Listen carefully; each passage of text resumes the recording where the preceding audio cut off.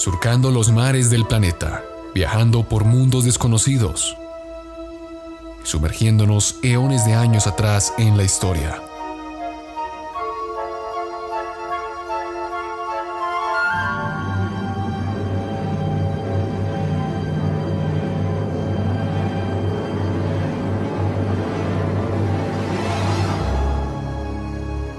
Bienvenido, estás a bordo del Nostromo.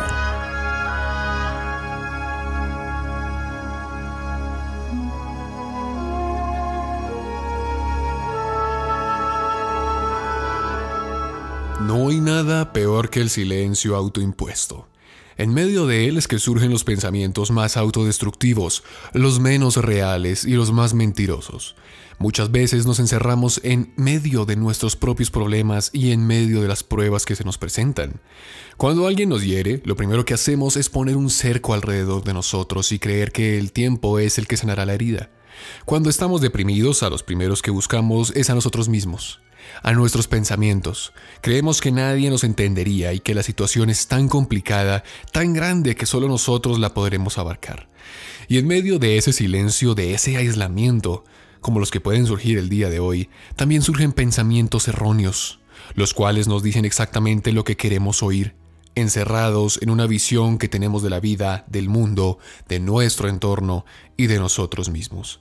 Pero no entendemos que el verdadero enemigo somos nosotros mismos.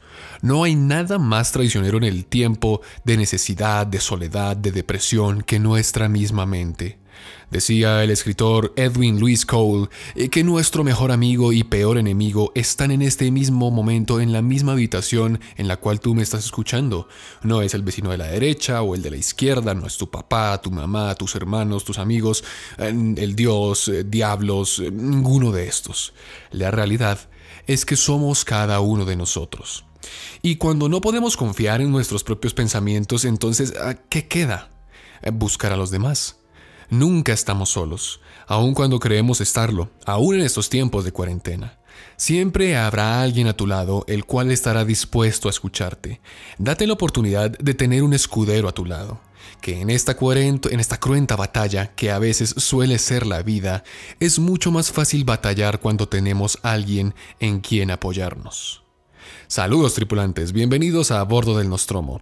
Yo soy Juan Manuel Correa, periodista y aficionado a la historia que los llevará en un viaje a través del tiempo y el espacio en búsqueda de las historias más interesantes, más curiosas, más intrigantes que la historia de la humanidad nos tiene para ofrecer. Comencemos.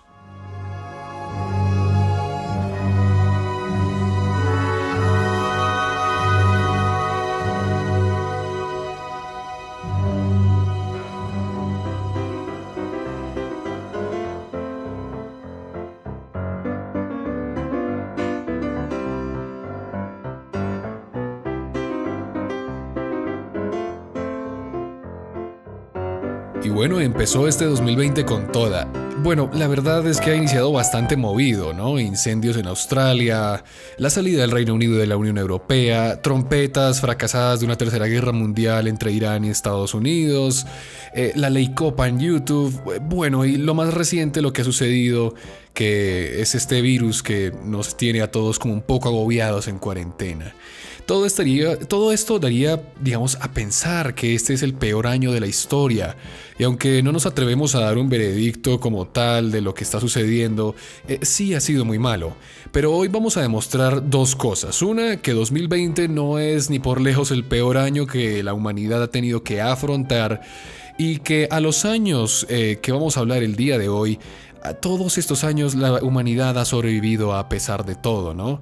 Y es que hoy es un programa especial, sin guión, un programa en el cual tenemos también un invitado muy especial, y es que hoy nos acompaña un buen colega, Rafael Peraza, del canal El Baúl de los Conocimientos Inútiles en YouTube, que de seguro muchos de ustedes ya conocen, pero si no, pues los invito a que vayan y le den una pasada a su canal. Igualmente en la descripción de los diferentes espacios en Evox, en Spotify y en YouTube va a estar el link directamente al canal de YouTube, pero si no, pues les comento que es un canal que tiene una variedad de temas súper interesantes. En lo personal me encantan mucho los temas de qué pasaría si. Cuando usted entre al canal se va a dar cuenta de qué estoy hablando. Y bueno, pues por cierto, también tenemos una colaboración que hicimos hace poco en su canal acerca de la caída del Imperio Mongol. Pero bueno, sin más que agregar por el momento, pues presentemos al susodicho, ¿no? Al invitado, a Rafael Peraza. Rafa, ¿cómo estás? ¿Cómo te trata la cuarentena en estos días extraños? Bien, Juan Manuel, por lo menos yo al tener que trabajar siempre desde casa no me he visto tan afectado, pero bueno, sí es un poco frustrante el no poder salir mucho, pero bueno, hay gente que le está pasando mucho peor, estamos pendientes de ellos y por ahora vamos bien, vamos bien. Gracias Bueno, por invitarme, por cierto. y bueno, ya antes de empezar, ¿de dónde sale el nombre del baúl de los conocimientos inútiles? Muchos ya sabrán, ¿no? Pero siempre me ha Sí, me lo han causado curiosidad preguntado eso. bastante, fíjate. Cuando yo era pequeño, bueno, nada, un tío mío siempre estaba dando datos curiosos así que salían de la nada. Uno podía estar almorzando y de repente, no sé, el abuelo podía decir, oye, el cielo está muy bonito, y de repente mi tío sacaba las curiosidades más rebuscadas del mundo, ¿no? Entonces mi papá siempre decía que él era un barril de conocimientos inútiles. Entonces, bueno, a mí me terminó sonando, lo cambié de barril a baúl y listo, así quedó el nombre, así de simple. Sí, sí, las vueltas que da la vida Sí, sí, claro que sí. y todos tenemos ese tío. En mi caso era mi abuela, pero bueno, Ah, pues sí. sí, Sí, sí, siempre hay interesante. alguien en la familia, es verdad. Y si Sí, no lo hay, es sí, que uno lo es entonces. claro, claro. Eso pasa mucho ahorita, sobre todo con todo lo que está sucediendo el día de hoy. Pero bueno, ya centrándonos un poco más en el tema.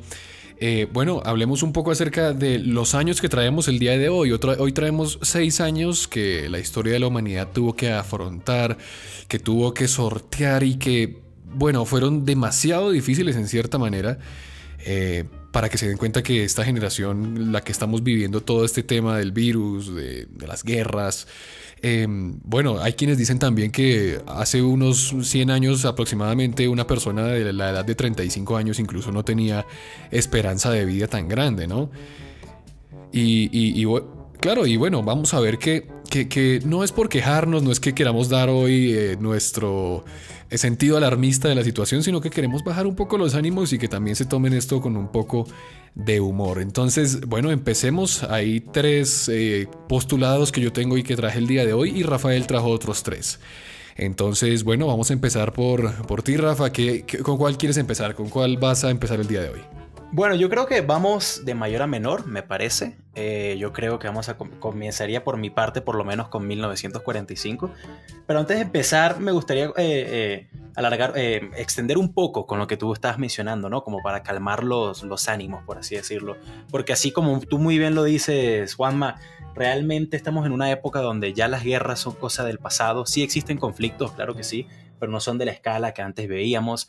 La gente está viviendo más de 70 años en promedio, la medicina cada vez avanza más, cada vez hay más prosperidad, ¿no?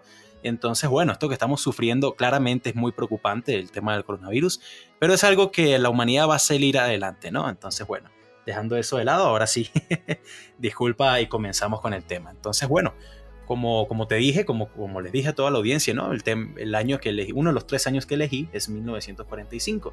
Y mucha gente se preguntará ¿por qué el final de la Segunda Guerra Mundial? Más bien ese debería ser un año bueno. Y en parte sí. En parte esa fue la mayor acogida que se le puede decir para que este año sea considerado como un año donde algo muy terrible finalizó. Pero también es un año donde algo muy importante pasó que cambiaría toda la humanidad de aquí en adelante, que sería la creación de la bomba atómica, ¿no? De la bomba nuclear. Y todas las ramificaciones que esto traería para las consecuencias de conflictos y de muchas otras cosas, ¿no? También es el mismo año donde se descubre Auschwitz, cuando se descubre la última solución de Hitler, ¿no?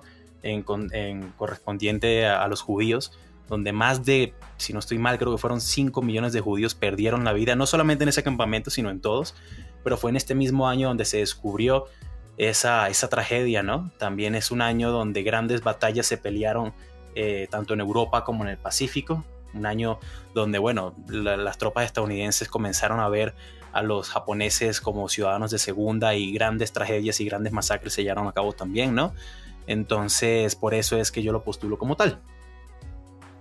Y digamos que se empieza a utilizar y a pensar en el átomo con una utilización distinta, ¿no? Venimos de un optimismo de los años 30, de los años 20, acerca de lo que puede llegar a ser los beneficios de la energía atómica, y de repente el mundo ve con horror la creación de Oppenheimer, ¿no? Entonces Sí. es terrible pensar en esto, y lo que decía Rafael es muy, muy interesante. O sea, uno pensaría, no, se acabó la guerra, sucedieron muchas cosas, pero ahí fue cuando empezamos a darnos cuenta cuál es la consecuencia o el horror de todo lo que estuvo sucediendo. Y que, bueno, hablábamos por fuera de micrófonos que realmente la utilización y la creación de la bomba atómica trajo una paz, digamos que falsa, al mundo. No sé si tú quieras explicar un poco más acerca de lo que es ese término de todos tenemos bombas nucleares, o es lo que ha impedido que se desate una guerra como tal, por así decirlo. Sí, es uno de los temas que yo más odio personalmente. Paz armada, le dicen, ¿no? Realmente ese concepto de que como todos tenemos bombas nucleares, nadie se va a atrever a poner un pie o a enfrentarse uno con el otro por el temor a aniquilación global es una fantasía. O por lo menos tal vez hoy en día no tanto, pero sí durante la Guerra Fría, ¿no? En más de una ocasión estuvimos al borde de que o los soviéticos o los estadounidenses se lanzaran bombas nucleares entre sí, acabando con la sociedad como la conocemos, ¿no?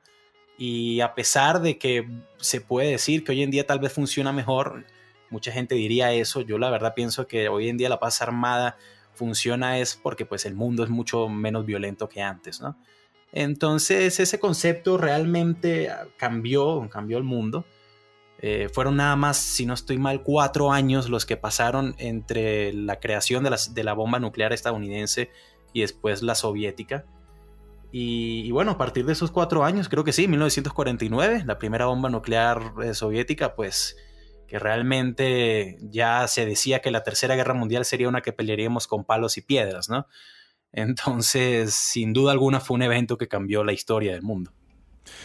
Sí, después, y quiero que entiendan también esto, porque lo que decía Rafael era muy importante ahorita, y es que esto no solamente le abre paso a una era atómica como tal, sino a la bifurcación de muchísimos conflictos que se dieron en muchas partes del mundo, que fue la Guerra Fría, que incluso Claro. nuestros queridos países de Sudamérica, Latinoamérica, se vieron totalmente afectados. ¿Qué día escuchaba por ahí también un podcast que hablaba sobre los peligros que trajo las pruebas atómicas a la sociedad española? No sé si sabías que hubo un tiempo en el cual era súper normal encontrarse hallazgos de bombas y obuses atómicos en las playas de España, y que el gobierno español, para poder, digamos que paliar o poder mermar un poco los ánimos de lo que sucedía, mandó a sus propios alcaldes a que se bañaran en el mar para demostrar que no, que la radiación no tenía ningún peligro. O sea, este descubrimiento de la bomba atómica y la construcción trae lo que le llamarían la fiebre del átomo, ¿no? Hay un Ajá. episodio que tengo al principio del podcast, es el segundo episodio, que habla acerca de esa fiebre y todas las consecuencias que esto trajo, digamos, en cierta manera. Hablemos un poco también de lo que sucedió con el famoso Chernobyl muchísimos años después, guardando por supuesto proporciones y sabiendo que fue la Unión Soviética la que, digamos, protagonizó este escándalo. Pero es como el efecto mariposa, ¿no? Una cosa lleva a la otra y terminamos en cosas como lo que estamos viendo hoy, junto con la energía atómica, las plantas nucleares, que el mundo empiece a buscar en otras alternativas distintas a la energía nuclear. Y aunque se rían, pues yo creo que también hasta los Simpson hacen parodia de eso. No, totalmente de acuerdo. Es bastante curioso. Mencionaste de los restos nucleares en las playas españolas. Sinceramente no lo había escuchado. Me imagino que fue durante Franco. Pero sí, realmente, así como lo mencionaste antes, Juanma, es curioso ver cómo de los 30 pasamos de esa fiebre del átomo, de esa esperanza de que esta energía y este recurso pues podría ayudarnos tantos, a pasar de esa idea optimista a una idea de que, bueno, esta energía ahora lo que puede hacer es destruirnos por completo, ¿no? A mí, bueno, el tema del baúl de los recientes inútiles, realmente la mayoría es qué tal sí. una de las realidades alternas en videojuegos que más me encanta a mí es la historia de Fallout. No sé si estés familiarizado con ellos. No, me gusta bastante Fallout. Bueno, sin mencionar el desastre que fue Fallout 76, ¿no? Pero... Bueno, sí, eso es otro tema. No hablemos tanto del juego, sino más bien de la historia. Y es bastante curioso ver cómo los creadores de esta excelente historia, ¿no? Crean un mundo donde todavía se podía ver lo positivo del átomo, también teniendo en cuenta lo negativo que esto traía, ¿no? Entonces es bastante curioso cómo a partir de 1945 una idea general sobre una sola cosa cambió tan drásticamente, y no solo cambió, sino que pues influyó a cómo se llevarían a cabo los conflictos entre naciones en un futuro, ¿no? Sí, y digamos que sirvió de antesala para la Guerra Fría. Totalmente. Y como tú decías, esa paz armada que en otro de los años que vamos a utilizar el día de hoy tiene muchísimo que ver, obvio, por supuestamente, en otro tiempo, pero por supuesto. Entonces tienes como postulado a 1945 como uno de los peores años de la historia. Así es. Bueno, efectivamente. Ahora vamos a venirnos un poco más a tiempos de la posmodernidad, ¿no? Años millennial, como por así decirlo, donde los problemas son totalmente distintos a los que pasaron nuestros antepasados, y yo creo que después de todo lo que vamos a hablar, yo creo que la gente del pasado, si pudiera ver lo que está pasando el día de hoy, se estarían revolcando su tumba y diciendo, venga, estos son una manga de cobardes, por así decirlo. Unos llorones, sí. Sí, pero no, guardando proporciones, porque también suceden muchas cosas. Y es que claro, el año que te traigo el día de hoy es 2016, ¿no? Hace poquito. Hace poquito, relativamente, hace ya 4 años, tiempos posmodernos, el año 2016, el año que... Estaba yo en la universidad todavía. Sí. El año que la ONU decretó como el año de las legumbres. Interesante. Sí. Supremamente interesante. Bueno, y es que te tengo algunos acontecimientos que sucedieron que me ayudan a poner, digamos, como este clavo en el ataúd de este año, para decir que fue uno de los peores años de la historia. Y sucede de esta manera, y es que como primer causa, en este año empezaron a surgir, o empezaron a, por así decirlo, a potenciarse mucho los ataques del Estado Islámico, ¿no? Sí, del ISIS, del Daesh en Medio Oriente. Y es que este grupo que empezó en Medio Oriente empezó también a traer la guerra a diferentes partes del mundo. El líder Abu Bakr al-Baghdadi empezó a declarar la guerra a distintos lugares del mundo, no solamente Siria e Irak, donde él estaba puesto, sino que, por ejemplo, el 22 de marzo hubo un atentado en Bruselas, en un escenario donde pues hubo muchas personas que se vieron afectadas, donde la estación del metro también fue atacada, en donde hay aproximadamente, todavía no se sabe a ciencia cierta cuántas personas o cuántas víctimas mortales hubo, pero fueron 30 muertos aproximadamente. En junio 12, también yo creo que eso fue algo muy infame, que tal vez tú lo recuerdas, que fue el ataque a un club, digamos, de homosexuales, de gente gay en Orlando, exactamente, que fue supremamente repudiado. Mataron a 49 personas. El 14 de julio también en Francia, en Niza, mataron a mucha gente en una manifestación nacional que había, y se empezó a mirar el terror del Estado Islámico en el primer mundo, ¿no? Ya el primer mundo no estaba viendo la guerra en Siria y el conflicto en Irak con el Daesh, con el Estado Islámico, de una manera tan lejana, sino que lo empezaron a ver en sus narices. En Berlín también, que fue el 19 de diciembre, en Milán el 23, en Turquía. Hubo muchos atentados en los países del primer mundo, y esto trajo cierto terror y recelo a lo que fue el terrorismo internacional en aquella época. No sé si ustedes se acuerdan también que durante esa época empezaron a pasar los famosos videos de las decapitaciones, sí. y el terror del Estado Islámico se apoderó de la gente, ¿no? No, sí, recuerdo bastante bien ese año. Expandiendo un poco lo que tú también estás diciendo, ¿no? Yo creo que a mucha gente, cuando pasó todas las cosas que tú mencionaste anteriormente, como que les vino recuerdos de todos esos atentados que hubo después de las Torres Gemelas, ¿no? El atentado en el metro de Madrid, los atentados en Londres, en Francia. Yo creo que bastantes personas comenzaron a imaginarse que, bueno, que estábamos volviendo a esa época de terror de inicios del siglo XXI, ¿no? Y tanto por eso como también por la mucha polarización que se estaba marcando en esos años, ¿no? En ese año, perdón. Discursos de odio, no solamente por parte de candidatos como lo fueron Trump, sino de muchísimos otros gobiernos también se estaba marcando en la gente, ¿no? Había bastante segregación, a pesar de que pues estábamos en el 2016, ¿no?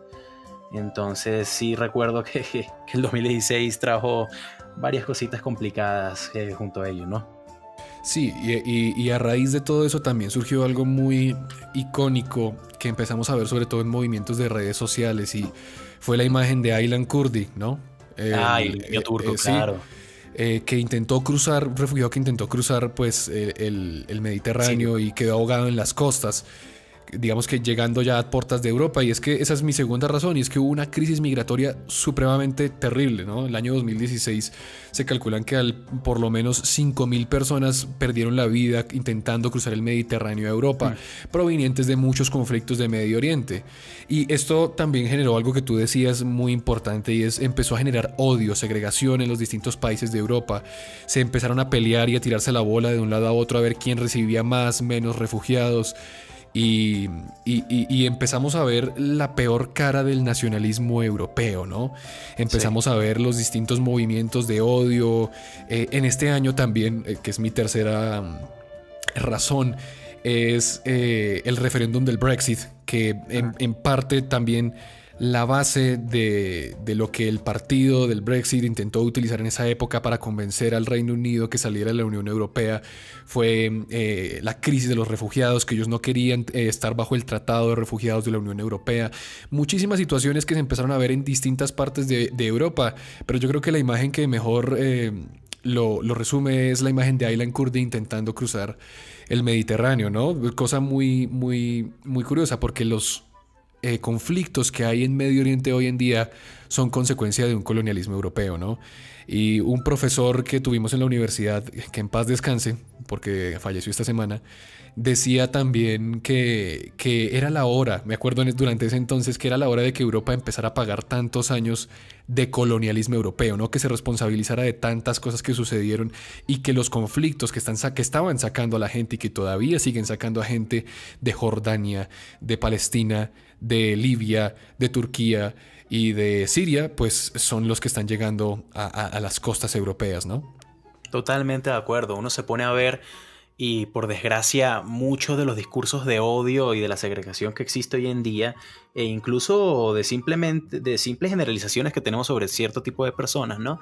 Vienen del desconocimiento, ¿no? De no saber realmente por qué las cosas son así. Uno diría, bueno, ¿por qué los árabes son tan violentos y todo el tiempo están haciendo ataques terroristas, ¿no? Hablando así sin saber mucho. Y uno no sabe que pues realmente fueron los ingleses y los franceses después de la Primera Guerra Mundial que les quitaron todas sus tierras cuando ellos eran otomanos en algún momento y pues los dejaron sin nada prácticamente, ¿no? Uno no sabe, uno dice, ay, ¿por qué los chinos se la pasan comiendo animales? Son unos cochinos. Y uno no se pone a pensar que es que, bueno, durante el periodo de Mao Zedong no tenían absolutamente nada que comer durante muchos años y pues recurrieron a comer cualquier cosa que se moviera y que no fuera ser humano y en muchos casos hasta comieron seres humanos, ¿no? Ese es el error que estamos cometiendo hoy en día y que siempre hemos cometido, pero que como tú dices perfectamente, en el 2016 se marcó más por todas las situaciones que estaban pasando y pues también obviamente la muy trágica muerte de Aylan Kurdi, el niño sirio en las costas turcas, ¿no? Sí, sí, como decimos por ahí, intentar ver a Oriente desde nuestros ojos occidentales es casi imposible, porque realmente no podremos alcanzar a comprender lo que es la diversidad de Oriente, y creo que intentar encasillar el pensamiento oriental en nuestro pensamiento occidental a la fuerza, pues yo creo que ha sido la causa de muchísimos conflictos que hay hoy en día, ¿no? Pero Claro. bueno, sigamos con las razones, ¿no? Que nos vamos a quedar ahí. Ya hablamos del Brexit. No, Sí, claro. ya hablamos del Brexit, que en ese entonces renunció David Cameron, Nigel Farage con sus trompetas de salirse de la Unión Europea. Y bueno, esto después bifurcó o digamos que las consecuencias fueron casi 4 años de negociaciones, que saliera David Cameron, que saliera también, oh Dios mío, iba a decir Margaret Thatcher, pero no. Ay, no la confunda, Sí, ¿viste? no. Ahora se me olvida el nombre de la primera ministra, bueno, ex primera ministra. La, Theresa May. Theresa May. Exactamente. Sí. Y que ahorita tenemos a Boris Johnson. O sea, todo Boris esto Johnson. que acabamos de mencionar viene de aquel entonces, ¿no? De un referéndum que se dio a base de mentiras y que yo creo que hoy más de un británico está arrepentido de haber votado por el sí. No, totalmente. Y también fue una campaña de muchas fake news también, obviamente. Y así como lo estabas diciendo, fueron 4 primer ministros en un periodo de menos de 4 años. En Inglaterra, en el Reino Unido, por lo general, un primer ministro hacía sus 2 periodos, que son de 4 años cada uno, y ya, era muy, o sea, estamos hablando de 4 primer ministros en 4 años, cuando antes eso pasaba en un periodo de 20, 30 años. Entonces, eso demostraba realmente la precaria situación que se encontraba la política y la sociedad británica en ese momento, ¿no? Sí, un tire y afloje entre los laboristas, entre los Tories, Jeremy Corbyn intentando liderar de alguna manera lo que estaba sucediendo con la oposición, pero eso es un desorden que dejaremos para otro programa y que podemos profundizarlo después. Por ahora quiero decirle que otro referéndum que falló en ese momento y que nos duele a nosotros aquí es la falla del Acuerdo de Paz de Colombia, ¿no? Ay, claro. El referéndum, claro. Yo creo que 2016 fue un año en el que se demostró que la democracia es supremamente impredecible y que las fake news, todas estas mentiras en las que se basó la campaña del sí, del Centro Democrático aquí en Colombia, y bueno, sobre todo también en Estados Unidos, ¿no? Con Trump. No lo tengo dentro de mis puntos, pero puede que alguien diga que eso también contribuyó a que fuera un mal año. Pero yo lo quiero decir más que todo es porque para las personas que viven por fuera de Colombia, realmente esto fue algo inaudito, ¿no? Preguntarle a un país si quiere la paz de una guerra de 60 años de historia, la guerra más civil más grande en Latinoamérica, más larga, y creo que fue un descalabro muy, muy, muy grande, ¿no? La democracia tambaleó en aquel entonces con el Brexit, con el acuerdo de paz en Colombia, con la sorpresiva victoria de Donald Trump. Digamos que yo les marcaría más estos 2 que acabo de decir en solo uno, ¿no? La duda de la democracia durante el año 2016 y las fake news aflorando por todas partes. Claro, fue una crisis de noticias, fue una crisis de la democracia, de la polarización. Y también recuerda que en el 2016, ahora que hablamos de Colombia, me recordé, también pasó la institución de la nueva constituyente en Venezuela. Entonces, técnicamente, Venezuela dejaba de ser una democracia y se volvió una dictadura, que es lo que está pasando justamente en este momento, ¿no? Que Maduro mete esa constituyente totalmente aposta y sin importarle que la gente haya votado anteriormente, que no quería que pasara, ¿no? Y que pues fuera el del gobierno. Pero bueno, sí, en general podemos simplemente resumir el 2016 como una crisis de la democracia y una crisis de la moral, también me atrevo a decir yo. Una crisis totalmente de la moral por el lado pues, de los refugiados y de la democracia por el lado de todas las fallas que esta práctica mostró, ¿no? Sí, bueno, y digamos que ya para avanzar un poco más y terminar con este punto, se intensifica la guerra en Siria. Recordemos que durante esa época fue la ofensiva en Mosul, donde los kurdos, digamos que lanzaron el último ataque para recuperar la ciudad. Fue una masacre. Los pobres kurdos, ¿no? Que siempre están involucrados en todas las situaciones de Medio Oriente, sobre todo en Siria, en Irak.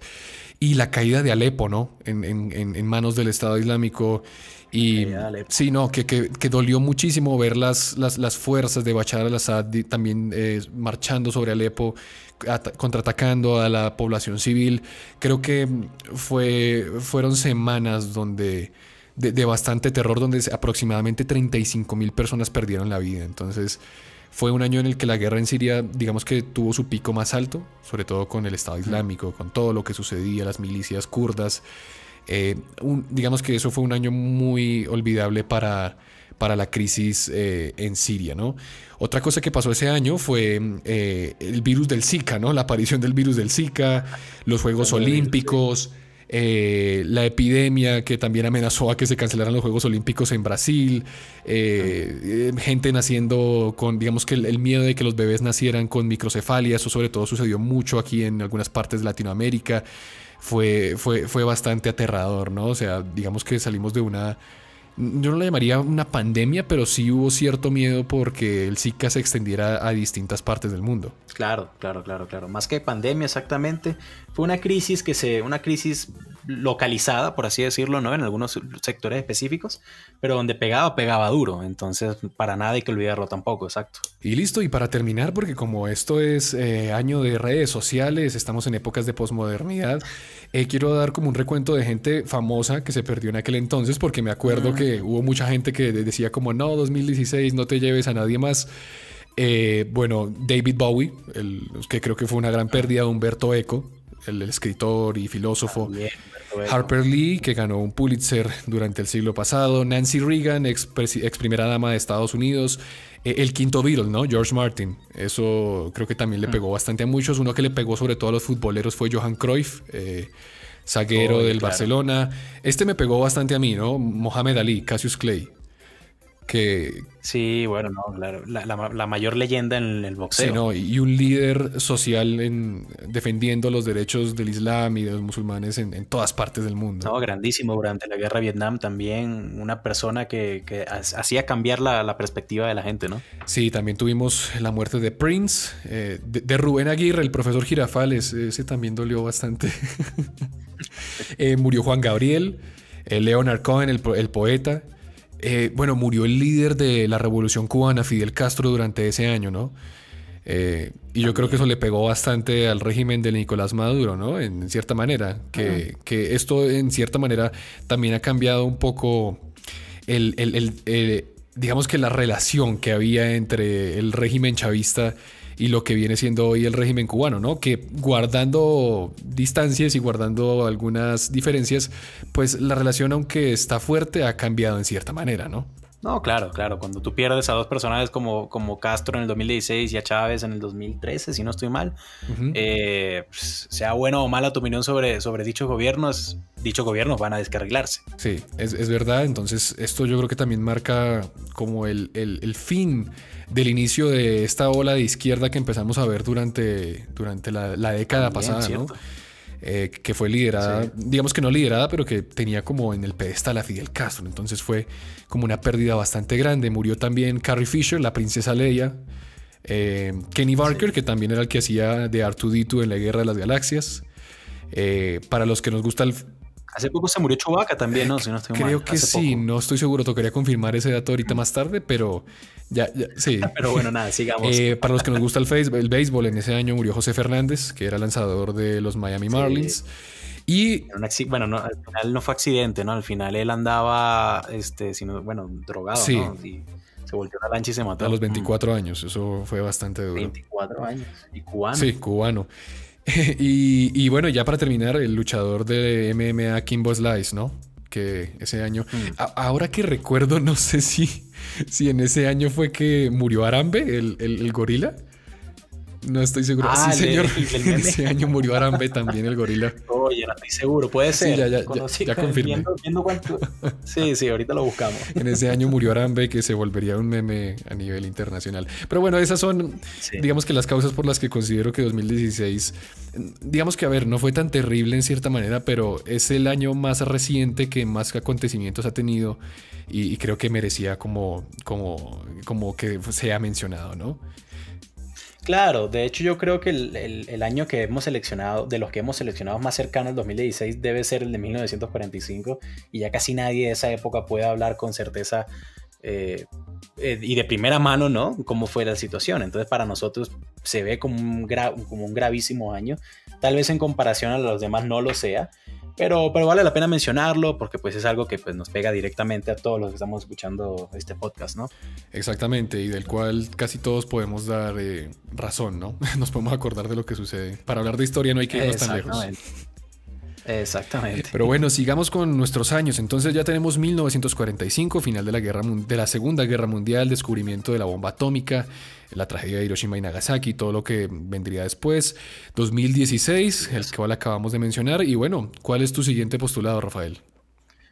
Bueno, sigamos con el crack del 29, con 1929. Un año que, bueno, mucha gente recordará principalmente por esto mismo que acabo de mencionar, la crisis económica más grande para ese momento y en relación a, pues, a la inflación y a todo lo más grande de la historia. una crisis que, bueno, que no solo afectó a Estados Unidos, sino que afectó a todo el mundo, incluyendo Latinoamérica. Un año donde también Stalin saca a Trotsky de la Unión Soviética y lo manda a México para que luego fuera asesinado. Entonces la última opción de Rusia de no ser tan radical, pues muere también con Trotsky, ¿no? Todo eso fue en 1929. Hubo muchas guerras civiles en todos lados, así como pues mencionamos anteriormente, en la antigüedad pues habían guerras por absolutamente todo, ¿no? Es un año bastante acontecido, ¿no? Pero bueno, a pesar de todo lo que dijimos, se toca decir que obligatoriamente lo más grave de todo esto fue la crisis del 29, donde muchísima gente perdió no solamente todo su dinero, sino que incluso la vida, muchísima gente suicidándose por no querer afrontar los problemas económicos. Un año por el cual Estados Unidos dejó de vivir esa abundancia y ese roar de los 20, pues de la década de los 20, y comenzó a ver el mundo como era. Y uno por donde, bueno, al final por estar necesitando mucho dinero, incluso más adelante todas esas expediciones a Sudamérica, ¿no? Todo lo que son las operaciones Cóndor y todo ese tipo de cosas también se llevaron a cabo, ¿no? Entonces básicamente es eso, no tengo tantos acontecimientos, sino más bien uno como tal, que redibujó la economía y la sociedad de esos años, ¿no? De ese periodo entre guerras donde a la gente no se le daba un descanso, porque si no era la Primera Guerra Mundial, era la crisis económica, y si no era la crisis económica, era la Segunda Guerra Mundial, ¿no? Claro, claro, y hay que tener en cuenta algo, ¿no? La gente empezó, o sea, entró en los Roaring Twenties, ¿no? En los años 20 gloriosos. Sí. Salieron de lo que tú decías, de una Primera Guerra Mundial que dejó al mundo devastado. La gente estaba supremamente consternada, querían olvidarse de todo eso, y empezó a venir una bonanza económica bastante importante, sobre todo para Estados Unidos. Y cuando Estados Unidos está bien, pues bueno, hasta ahora, ¿no? Hasta ahora, si Estados Unidos está bien, pues la economía se sostiene. Sí. Y creo que esta crisis del 29, después de unos años 20 en los cuales empezamos a ver la producción en masa en Estados Unidos, empezamos a ver el Art Deco, el Charleston, muchísimas cosas interesantes que llegaron al paradigma estadounidense y que posteriormente después se empezó a expandir al resto del mundo.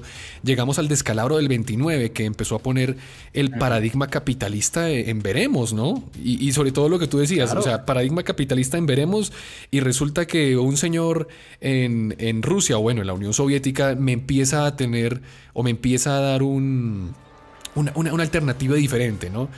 Que aquí es cuando empieza el tema de la dolarización, del dólar como la divisa fuerte en el mundo a raíz de todo lo que sucede con la crisis del 29. Yo creo que sí, es bastante importante mencionar la crisis del 29, porque empieza a cambiar el paradigma capitalista y lo empieza a reemplazar, guardando proporciones, con un sistema más liberal, ¿no? Un sistema más liberal y de un libre cambio mucho más controlado en cierta manera, pero también le da mucho bombo a lo que es la idea o la concepción del mundo desde el punto de vista comunista.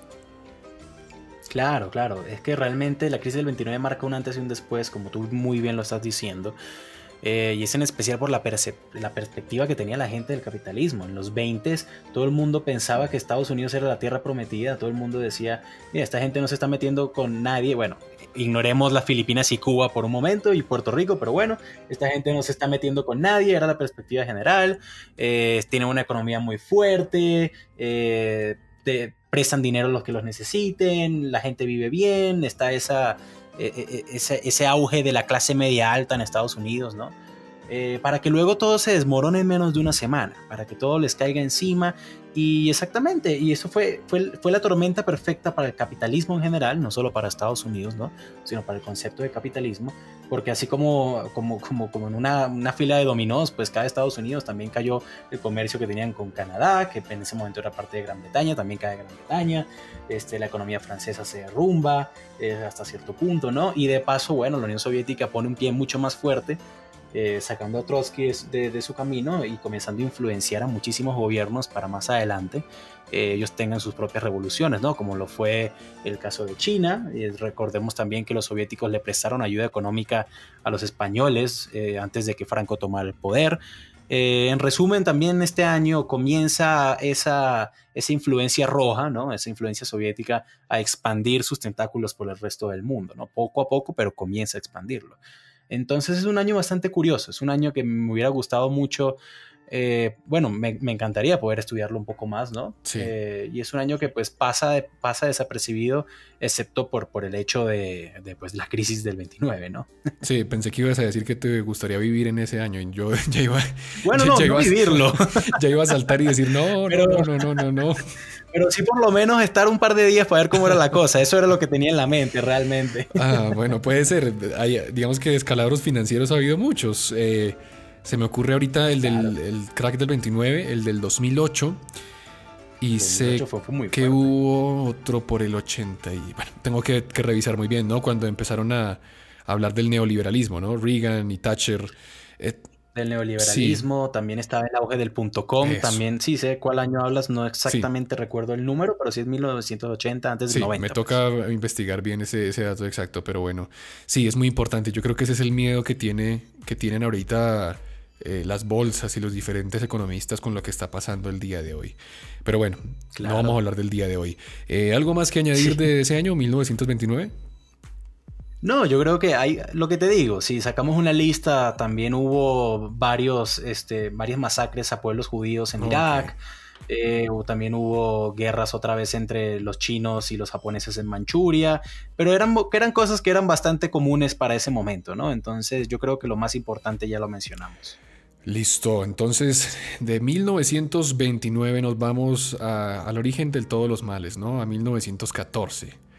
El inicio de la Primera Guerra Mundial, y lo pongo aquí sobre la mesa porque digamos que en aquel entonces la gente pensaba que esta era la guerra que iba a acabar con todas. Pero... La guerra para acabar con todas las guerras. Exacto, la Gran Guerra. Pero si nos damos cuenta y estudiamos un poco más juicioso la historia, este es el origen de muchos males que estamos viviendo hoy en día, ¿no? Una guerra supremamente tenebrosa, a la cual las personas de aquel entonces no estaban preparadas, ni siquiera los mismos soldados. De hecho, las personas que se metieron a la guerra al inicio de 1914 pensaron que eso iba a ser un paseo en el parque y a las 2 semanas iban a volver a estar en casa. Hay una anécdota muy curiosa, ¿no? De que al inicio, en las primeras batallas entre Francia y Alemania en la línea Hindenburg, los franceses todavía utilizaban sus uniformes azules y rojos, ¿no? Y todavía utilizaban los sables de batalla en ese entonces. Y cuenta la historia que pues al principio ellos empezaron a hacer las cargas de trincheras con sables y vestidos de rojo y azules, y los alemanes los agarraron a punta de metralla, a punta de la Gatling. Como la propia guerra napoleónica. Exacto. Pues. Yo creo que las personas no estaban preparadas para esta guerra, ¿no? Esto definió lo que sería la guerra moderna. Y hablábamos ahorita de la Pax Armada, ¿no? Porque para entender un poco lo que sucedió en 1914, la gente piensa que el origen del mal de la Primera Guerra Mundial fue el asesinato de Francisco Fernando, ¿no? Del archiduque austrohúngaro. Pero la verdad es que detrás de todo eso fue como la chispa que encendió ya, o no, que explotó, mejor dicho, el explosivo. Yo le diría más bien la gota que derramó el vaso. Porque antes de todo eso teníamos una paz armada, ¿no? Los diferentes bandos, la Triple Entente y los aliados se empezaron a armar desde 1870. Teníamos las crisis balcánica, donde Austria y Hungría empezaron a tomar los territorios de los Balcanes, lo que fue Montenegro, lo que fue Serbia. De hecho fue Serbia, aquí uno de los serbios que mató al archiduque. La mano negra. Exacto, ¿no? La mano negra. Y sobre todo el imperialismo, ¿no? Empezar a tomar colonias en diferentes partes del mundo, empezar a luchar por ellos, y empezaron a formarse estas diferentes alianzas. Yo creo que el asesinato del archiduque fue como lo que dio el punto de partida, ¿no? Y el 28 de julio de aquel año fue cuando empezó la guerra como tal, ¿no? Digamos que Rusia, intentando proteger a su aliado Serbia en aquel entonces de lo que estaba pasando con el imperio austrohúngaro, digamos que prendió la mecha, y entonces a Rusia se le unieron sus aliados, que eran Inglaterra y Francia, y el anciano enfermo de Europa, que era el imperio turco otomano, se unió a Alemania y se unió a Austria-Hungría. Y bueno, se armó la gorda, ¿no? Mucha gente murió, las famosas guerras entre trincheras, las enfermedades, lo que sería la gripe española durante la guerra. Yo creo que la Primera Guerra Mundial hay que tenerla en cuenta. No es tan poética o tan, tan, digamos que, tan digna de contar o tan cinemática como lo es la Segunda Guerra Mundial, pero yo definiría la Primera Guerra Mundial como una guerra miserable. O sea, los soldados ensuciados con barro hasta las orejas, las enfermedades, las ratas, los cadáveres, el gasarín, porque hay que tener en cuenta que durante esta guerra fue que se empezó a dar el concepto de guerra química y que a raíz de todo, exacto, a raíz del uso del gas mostaza y de todas estas armas químicas fue que entonces se empezó a reglamentar la guerra, ¿no? O sea, como que se empezaron a poner las reglas de la guerra muchísimo después. Entonces yo creo que 1914 es un año bastante terrorífico para la historia de la humanidad.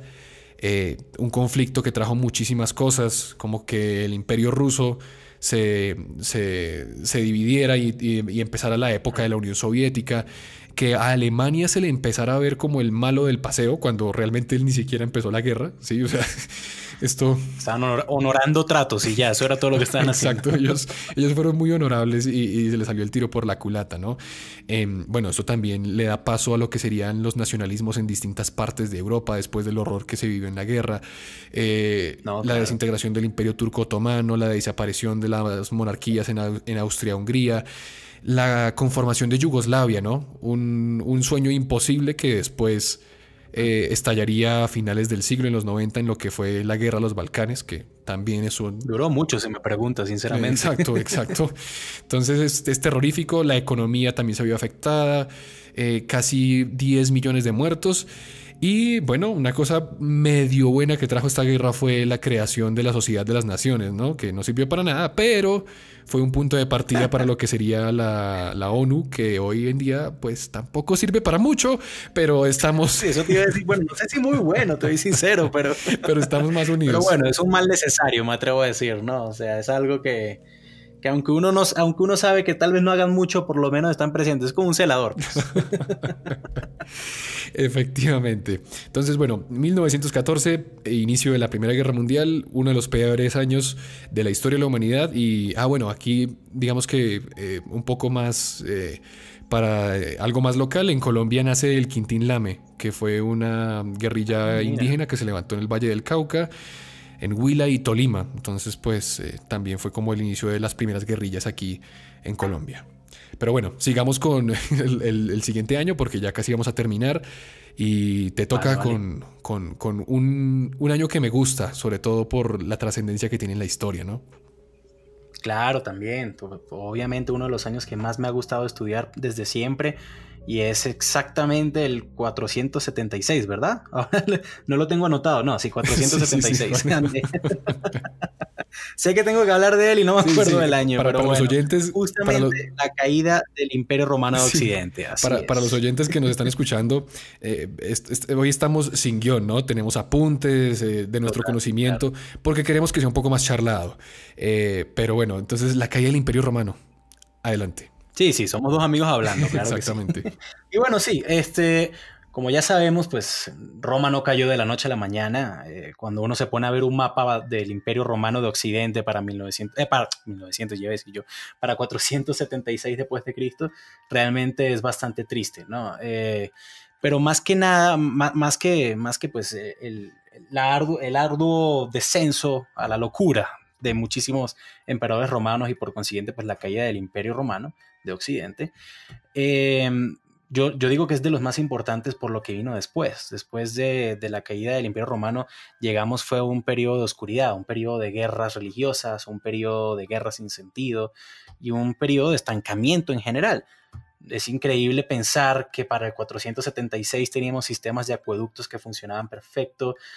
Sabíamos que la Tierra era redonda, principalmente, es muy importante decirlo, sabíamos que la Tierra era esférica, perdón, no redonda, sino esférica.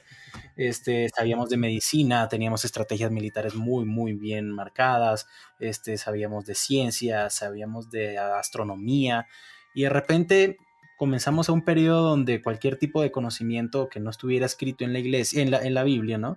Se marcara como herejía y estuvieras destinado a la hoguera, ¿no? Uno se pone a ver y lo que alguna vez pudo haber sido un mundo unido, así la República Romana o el Imperio Romano no fuera lo mejor, un mundo unido significaba más paz, se desintegró por completo para tener más de 100 reinos diferentes y más de 20.000 problemas entre naciones de un mismo continente que compartían un mismo origen de idioma y todo, ¿no? Que alguna vez fueron una misma nación. Entonces, básicamente es eso. Básicamente esa es mi razón para postular al 476 en esta lista que muy pocos años quisieran ser parte, ¿no? Dividió el mundo en dos también, en Ah, no, Oriente y claro, Oriente y Occidente, y Occidente. quedó muy marcado, Sí, sí. marcado durante muchos años. Y, y bueno, me parece súper interesante lo que dices, ¿no? Venimos desde atrás del Imperio Macedonio, de Alejandro, de los helenos, que también habían cultivado Mm, muchísimo el conocimiento. No se nos olvida Mesopotamia, que también viene de ahí también. muchísimo conocimiento antiguo, de estructuras de lugares como Alejandría, como la Persépolis de Mesopotamia, de los babilonios, Egipto de también. Egipto. Roma también hizo lo suyo, sobre todo algo muy importante que no hay que olvidar jamás, y es que nuestras leyes están basadas en el derecho romano. La estructura política de muchos de nuestros estados está basada en lo que fue el Estado romano, ¿sí? La República. Sí. Eh, y bueno, un imperio muy grande que se sumió en distintas cosas, en corrupción, las legiones romanas que quitaban y ponían a los césares que quisieran. Eh, Mm, bueno, muchas cosas que sucedieron durante el imperio, la división, pero que después de esto pues nos perdimos, ¿no? Y me gusta que sea como el año donde se perdió todo y cambiamos de paradigma en el mundo, ¿no? Y nos empezamos a adentrar en la edad oscura de la Tierra. sí. De la luz pasamos a la oscuridad, exactamente. Eh, Más para agregar, podemos decir incluso que a mí me encanta la mitología de muchas sociedades antiguas, ¿no? Y es curioso ver cómo en el caso de los celtas, de los nórdicos, de los eslavos, la historia es cíclica. Por lo general, el fin del mundo significa un nuevo comienzo, incluso para los católicos es así, ¿no? Pero los griegos y después los romanos no tenían final para su mitología. ¿Por qué? Porque los dioses los habían abandonado, porque los dioses habían visto que ellos estaban camino a la destrucción total. Y obviamente no llegamos a una destrucción total, pero sí de una destrucción de la sociedad como la conocemos, ¿no? Uno podría decir que es un presagio. Pero sí, realmente marcó un fin de una época, una época que aunque muy violenta, estaba basada en el arte, en la filosofía, en la arquitectura, en la ciencia, en los avances tecnológicos, y pues pasamos a todo lo contrario. Es increíble pensar que en la época de Alejandro Magno, 300 años antes de Cristo, la gente vivía mejor y estaba más modernizada que en el 1200. Entonces, bueno, básicamente eso es todo, ¿no? La caída de Roma como un cambio de paradigma en la sociedad internacional, bastante interesante, porque nos adentramos en una edad oscura, ¿no? Y es en esa edad oscura donde se da lo que los científicos, y es el último año que yo traje también, se conoce como Ujú. el peor tiempo de la humanidad. No sé si tú tienes en tu Sí. canal algo sobre la caída del Imperio Romano o algo relacionado también para invitar a verlo. Entonces, bueno, están súper invitados. Aquí en A Bordo del Nostromo también tenemos un capítulo dedicado a la caída del Imperio Romano. Para que entiendan el talante, ¿no? Es como si cayera hoy Estados Unidos, de la noche a la mañana. Claro. El status quo. Es como si cayera Estados Unidos, la Unión Europea y Rusia en un solo golpe. O sea, todo aquel que pudiera tomar poder en ese momento cayó. Y pasar a gobernar Pakistán. Algo así, como, como por ese lado. Algo más o menos por ese lado. Sí, bueno, los visigodos, los celtas, los germanos, eran tribus, eran sociedades que pues eran bastante salvajes para ese momento, eso es innegable. Exactamente. Entonces, bueno, ¿tienes algo más que añadir de este año? No, pero bueno, por lo menos es bastante cercano al siguiente y tiene bastante que ver, ¿no? Al que vamos a Y hablar. que tiene bastante caña, porque estuve averiguando Ujú. durante digamos que la etapa de investigación de este episodio. Los científicos dicen que literalmente es el peor año de la historia de la humanidad, ¿no? Y se da en esta época oscura en la que nos empezamos a adentrar luego de la caída del Imperio Romano, y es el año 535. Entonces, bueno, Así es. ¿qué se te ocurre que pudo haber pasado durante ese año? O sea, para que sea tan terrible. O sea, no, yo sé que hasta de pronto no tienes ni idea, pero intenta pegarle algo. No, no, sí, sí, sí sé, te voy a ser sincero, lo estudié, ya también sabía un poquitico desde antes. Y bueno, fue la plaga más grande de la historia, por así decir, escrita de la humanidad, ¿no? Sí, básicamente. Y lo que pasa es que aquí pasaron muchas cosas al mismo tiempo. Ah, no, claro, no solo eso. Y bueno, empecemos por el inicio del fin. Lo primero fue que durante este año hubo bastantes explosiones volcánicas en distintas partes del mundo. Hay quienes dicen, digamos que diferentes estudios e investigadores que nos hablan que ocurrieron diferentes eventos volcánicos, uno en Groenlandia, uno en Norteamérica, otro en Islandia y otro en El Salvador, que son tierras donde la acción volcánica, digamos que termina de desequilibrar el equilibrio del clima mundial. Y aquí fueron todos a la vez. Lo que sucedió es que esto trajo una especie de pequeña edad de hielo en el hemisferio norte. Y ya desde esto empezamos muy mal. Porque además de tener una era del hielo, resulta que la ceniza, la neblina y todo lo que empezó a suceder a raíz de todo esto empezó a traer una oscuridad en el mundo. Hay varios estudiosos como Miguel, el de Siria, que fue un historiador de aquella época, que nos describe que hubo 18 meses de oscuridad completa. Habían algunos que pensaban que el sol se había apagado durante aquella época, ¿no? Ya decías tú que todos se lo atribuían al sol, a las estrellas, a Dios, y pensaron que efectivamente el sol se había apagado para siempre. Esto produjo que de alguna manera los cultivos empezaran a morir, que empezara a haber hambruna en todo el mundo, que la temperatura bajara aproximadamente 2.5 grados Celsius y que a raíz de todo esto, de la poca luz que le llegaban, del frío, de los cambios tan repentinos que hubo en el mundo, las plantas empezaran a morir, las ciudades empezaran a desabastecerse, que el comercio empezara a fluctuar y que empezáramos a hablar de una hambruna que mató a muchísima gente. Que por ejemplo en China, cuentan algunos historiadores de la época, eh, dicen los historiadores que empezó a llover ceniza del cielo y que empezó a cubrir los campos de la tierra y que esto empezó a matar a muchísima gente de hambre, de frío y de muchas otras causas que los llevaron a la muerte, ¿no? Hay quienes dicen que el 80% de la población de China en aquel entonces y el 60% de Asia fue diezmado totalmente, porque era tanto la hambruna, el cambio tan repentino, los fríos. Aquí en Sudamérica, los Mocte, que eran unos antepasados de los incas en Perú, sufrieron este mismo golpe con nuestro famoso fenómeno del Niño, ¿no? Un fenómeno que empezó a calentar las aguas, empezó a matar a los peces, y en los cuales eran los principales fuentes de alimento de esta cultura, generó hambruna y empezó a matar a toda esta gente. Además que en Perú los Mocte también tenían sistemas de irrigación, tenían una especie de acueductos y esto causó también inundaciones. Bueno, efectivamente, o sea, ya con solo esto del cambio climático que hubo, de la gran oscuridad, empezamos mal. Claro, y fíjate que mencionas unos ejemplos muy válidos y de nuevo volvemos un poco con el tema de la mitología que de nuevo tengo que decirlo, son de mis temas favoritos, ¿no? Los propios nórdicos, al momento de escribir el Ragnarok, los historiadores aseguran que estaban basándose en ese momento de la historia. En Noruega la gente comenzó a llamar a esto el Fimbulvinter, el gran invierno. Y decían incluso que la gran serpiente que rodeaba el mundo, que era Jormungandr, ¿no? Se encontraba en la frontera de Noruega con el norte, que vendría siendo Islandia. Y si uno ha visto cuando un volcán hace erupción, uno puede ver que cuando el humo cae, tiene una forma cilíndrica, por así decirlo, ¿no?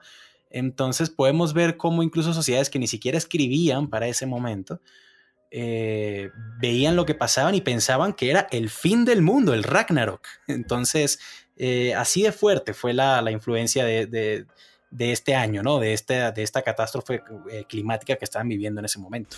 La fragilidad de nuestra humanidad frente al clima en el que estamos, ¿no? Que esto también sirva para llamar la atención de la gente que nos escucha de que hay que hacer algo porque, porque sí, todavía estamos a tiempo y el cambio climático, aunque hoy tenemos más tecnología y más cosas, nos podría pegar durísimo, durísimo. No, hay que hacer algo y también hay que dejar de hacer muchas cosas, ¿no? Exacto, como dejar de, no sé, comprar tanto papel higiénico en los supermercados. Eso también podrían dejar de hacer. Porque eso nos va a salvar cuando no haya comida. Exactamente. Pero bueno, eso por un lado, ¿no? Esto, o sea, esto es la primera razón por la que ese año fue horrible. El cambio climático, la edad oscura que empezó a cernirse sobre todo esto. Y segundo, es la famosa plaga de Justiniano, ¿no? Que es en aquella época la plaga que es en honor a la persona que estaba al mando del Imperio Bizantino, que fue el emperador Justiniano.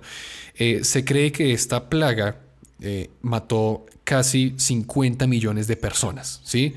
Era tan terrible el horror a esta plaga en Europa que cuentan los historiadores que tiraban los cuerpos al mar porque no habían cementerios donde dejarlos y los cuerpos salían a flote y esto pues contaminaba el agua. Habían aglomeraciones de diferentes cuerpos en distintas partes, las ratas, las pulgas, las moscas.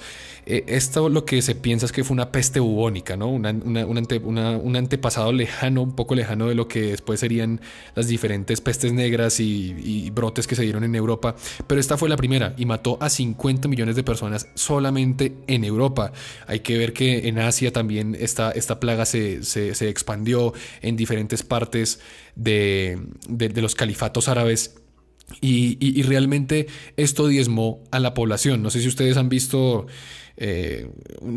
o si son fans del cine de Monty Python, los cazadores del Santo Grial, la parte donde pasaba una persona con un carro recogiendo cuerpos y dando dinero a cambio de los cuerpos. Bueno, así era en esa época, ¿no? Y esto sumado a la hambruna, a la falta de recursos, porque además empezó a escasear el comercio, la plata, el oro, empezó a escasear a raíz de que el mundo había colapsado totalmente, que además la ceniza volcánica tampoco ayudaba, de la oscuridad, del terror que se cernía, que no se dejaban intervenir quirúrgicamente porque eso no era de Dios, por ejemplo.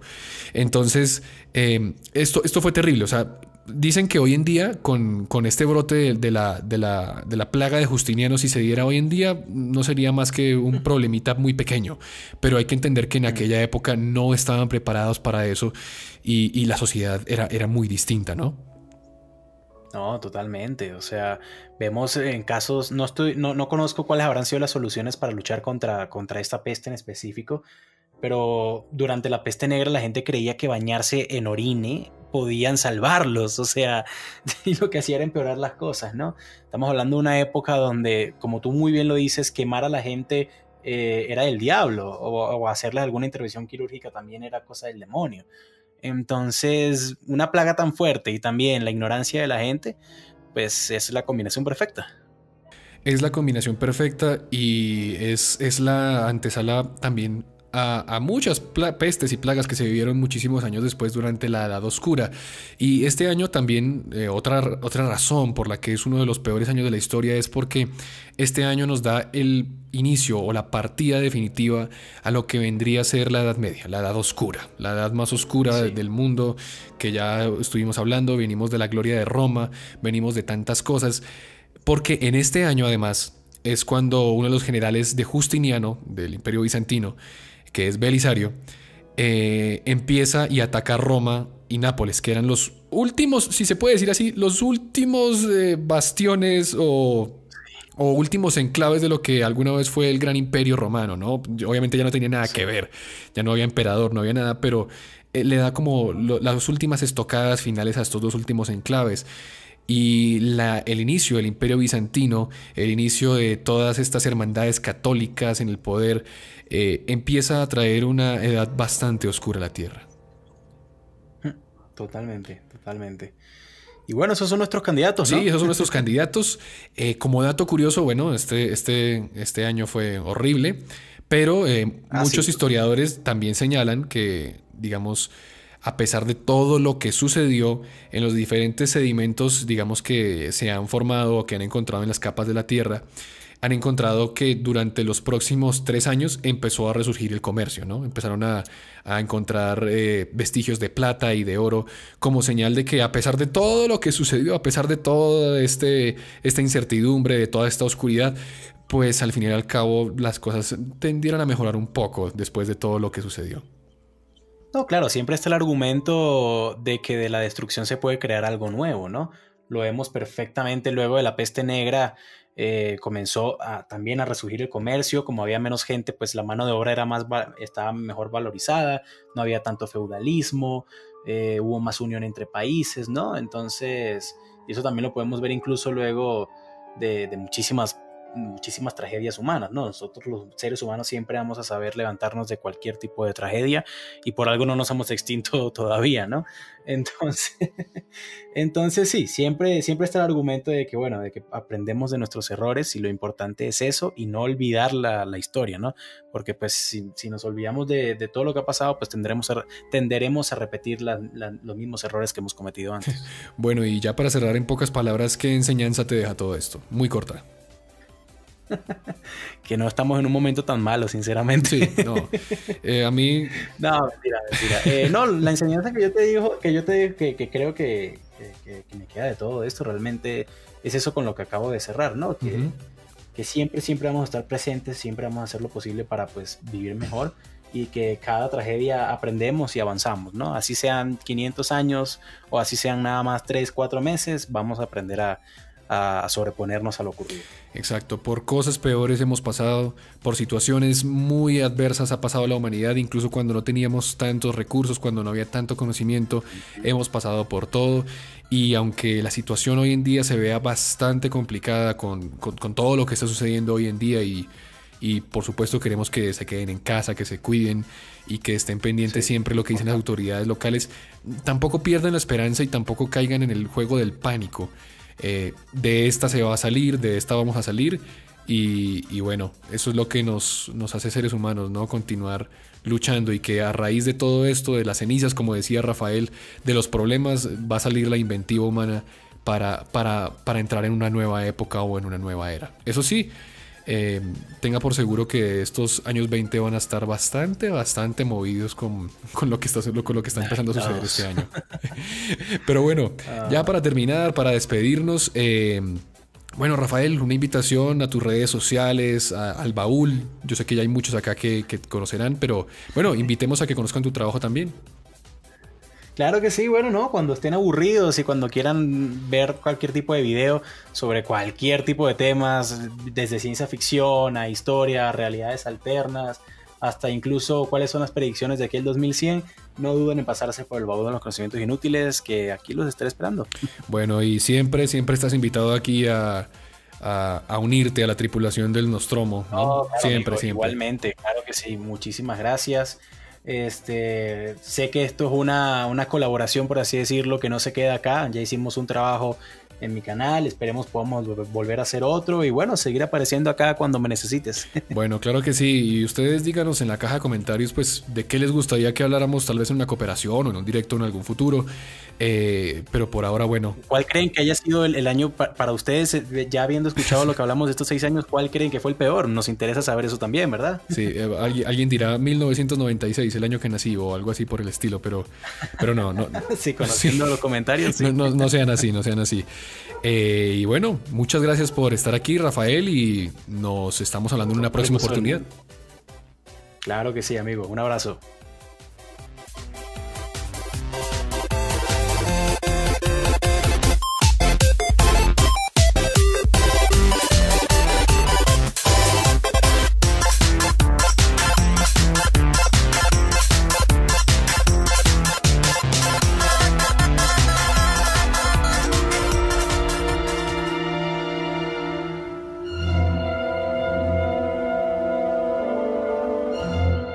Y así concluimos nuestro episodio del día de hoy, el 10º episodio, ya 10 episodios y estamos muy contentos pues alcanzamos la brecha también de los 500 suscriptores en YouTube.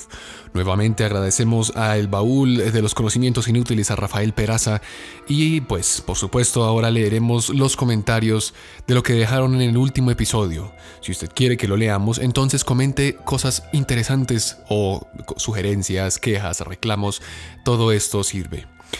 Sacro Bizancio nos dice: hablando del Imperio Español, quería dar un dato importante. En el Imperio Español la esclavitud estaba mal vista. La esclavitud indígena fue abolida con las leyes de Burgos en 1512. Formalmente se abolió en 1837 todo tipo de esclavitud, aunque de facto no había esclavos en la península ibérica desde 1766. También un esclavo podía literalmente pagar su libertad, o sea, el propio esclavo recibía un sueldo y con este sueldo podría pagar su libertad. Otra cosa es que el Imperio Español solo consideraba colonia a los territorios en África. Los otros territorios como América y Asia se los consideraba como provincias de ultramar, y que la gente que nacía en esos virreinatos tenían los mismos derechos que una persona nacida en una península ibérica. Un tema que me molesta mucho es la independencia de los territorios de América del Imperio Español y sus habitantes, los cuales eran los más ricos y prósperos del mundo. Una envidia. ¿Por qué independizarse? Si era porque el trono ahora lo ocupaba un francés, entonces, ¿por qué no se pusieron de acuerdo y se unieron los virreinatos a defender su capital? Con la independencia solo causaron más problemas, y me resulta gracioso, ya que después de la guerra solo consiguieron la independencia, la estabilidad, la riqueza y el orden. Todo lo que habían conseguido se fue. Por ejemplo, no había terminado la guerra y en Argentina ya había ocurrido la Primera Guerra Civil. ¿Cómo vas a independizar a un territorio sin antes aclarar cómo va a ser gobernado? ¿Qué esperan? Estados Unidos, antes de la independencia, se reunieron todas las colonias británicas para ver si querían ser independientes y así organizar un sistema de gobierno en el cual estén todos conformes. En cambio, en Hispanoamérica comenzó la guerra y después comenzaron a buscar soldados y una forma de gobernar. Bueno, saludamos entonces a Sacro Bizancio, que tiene razón en muchas cosas que habla sobre la esclavitud y sobre el tema de los virreinatos que se vivieron en Hispanoamérica. Es muy distinto a las colonias africanas y asiáticas que los diferentes imperios tuvieron en su época. Pero respecto a la independencia de América, hay que tener en cuenta que detrás de esto habían muchos movimientos de ilustración que venían incluso importados de Europa, de Francia, de Italia, y que tarde que temprano esto iba a explotar en cierta manera. Que la diferencia entre la independencia norteamericana y la hispanoamericana es bastante grande, y que hablaron acerca de los territorios, de si que se querían independizar o no. Eso es tema para otro podcast, el cual podríamos desarrollar en el próximo episodio, que vamos a hablar acerca del Imperio Español, pero me parece muy interesante el aporte de Sacro Bizancio y le mando un saludo. También Niga Niganovich nos dice que el canal de historia es muy bueno y que nos recomienda que pongamos imágenes de fondo, aunque los videos son muy interesantes.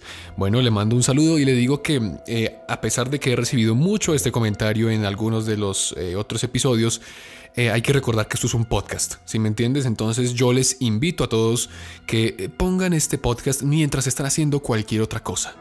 Mientras están jugando su videojuego favorito, mientras están leyendo, mientras están cocinando.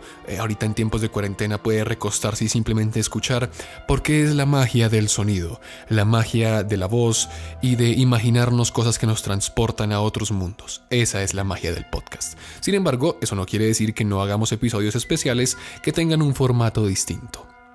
Un saludo también, por último, a Emanuel Miranda Aguilar, que dice que hablando sobre el náhuatl, el idioma del que hablamos durante el episodio pasado, Huitzilipotli y Tlatleloco, son tres palabras que le llamaron la atención y pregunta si se pronuncian como se escriben. Hasta donde yo tengo entendido, sí. Pero probablemente otros suscriptores y digamos que personas de la audiencia de México podrían corregirnos, así que invito a todas las personas que vienen a escucharnos desde México que le respondan a Emanuel si esta es la forma de decir o pronunciar estas palabras como Huitzilipotli y Tlatleloco. Son un poco difíciles de pronunciar. Y bueno, si ustedes quieren que los leamos, entonces empiecen a aportar en los comentarios todo lo que ustedes escriban, y trataré de responderlo, y los mejores comentarios por supuesto serán leídos al final de cada podcast. Recuerden que pueden interactuar con nosotros a través de Facebook e Instagram. Los invito a que se suscriban a Instagram y a Facebook, porque ahí vamos a empezar a subir contenido adicional del cual vamos a tener mucha interacción entre nosotros. También abrimos nuestras redes sociales, como les comenté, para que no se pierdan ningún podcast. Visítenos también en Spotify y en iVoox. Aparecemos como A Bordo del Nostromo. En Instagram aparecemos como @nostromocast y en Facebook como A Bordo del Nostromo. Denle like, compartan y comenten qué les ha parecido todo lo que escucharon el día de hoy. Y nos encontramos la próxima semana en esta misma cita, aquí, A Bordo del Nostromo.